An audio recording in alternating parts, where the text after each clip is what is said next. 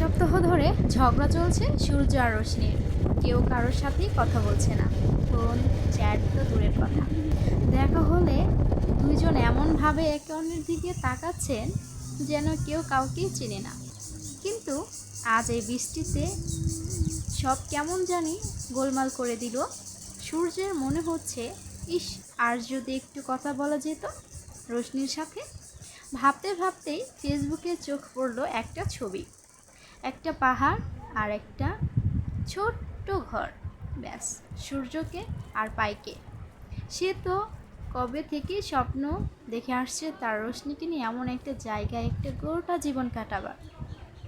তাই আর দেরি সইল না তার, টুক করে রোশনিকে ছবিটা পাঠিয়ে দিল আর তার নিচে ছোট্ট করে লেখা দিল, হ্যাঁ, ঠিক এখানে আমরা একদিন একসাথে সূর্যোদয় দেখব।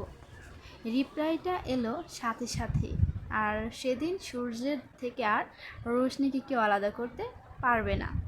কেমন লাগলো বন্ধুগণ এই গল্পটা? এই গল্পটা হচ্ছে পাহাড় বৃষ্টির প্রেম।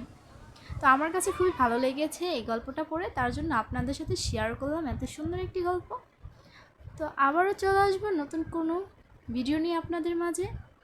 তো আমরা আজকে ভাইয়ের সাথে নানিদের বাসায় গিয়েছি। তো যাওয়ার পর এই তো দেখতে পাচ্ছেন কি করলাম। তো সবাই ভালো থাকবেন, আল্লাহ হাফেজ।